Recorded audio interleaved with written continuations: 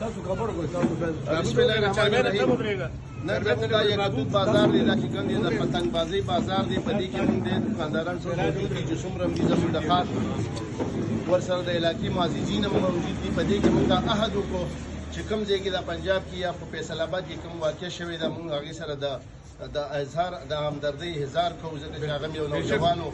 موږ د هغوی په دوک او په غم کې برابر شریک یو. د دې نه بعد نن چې څومره زموږ په پېښور کې څومره دکانداران دي دلته موجود دي، دا قاتل ډور چې کوم ورته وایي دا به بالکل دا به نه خرڅوي. په دې باندې موږ د یونین د طرف نه مکمل پابندي ولګوله چې کوم دکاندار سره دا ثابت شي دی نه مخکې هم نه خرڅېدي، خو بیا به انشاءالله نه خرڅېږي. که چېرته کوم دکاندار سره ثابت شي دا ډور، هغه به زموږ 10 لک روپۍ جرمانه هم وي، هغه به د بازار نه بې دخله کېږي. په بازار کې به د هغه کاروبار بالکل سین کېږي، هغه سره به یو دکاندار روزګار نه کوي، د بازار نه هغه مکمل مشترکت ورسره بې دخله کېږي. دا ټول دکانداران دلته موجود دي، د ټولو دا عهد دی او دا حلفاً دا ټوله خبره کوي چې انشاءالله موږ به د قوم د بچو دپاره موږ به داسې کار نه کوو چې د چا بچي ته نقصان ورسي یا د چا کور باندې داسې واقع راشي د افسوسناکه واقع دا څنګه چې په فیصل آباد کې راغله.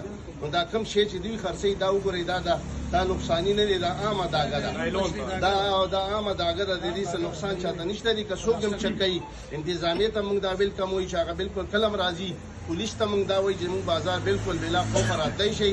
تاسې چک کوئ چې په کوم بازار کې کوم دکاندار سره دا تا ثابت کړه، د هغه به موږ هم خلاف یو، هغه سره چې څه قانوني کاروایي کېدی شي تاسې ورسره بې شک وکړئ. د هغه به یونین او د بازار صدر بالکل سپورټ نه کوي.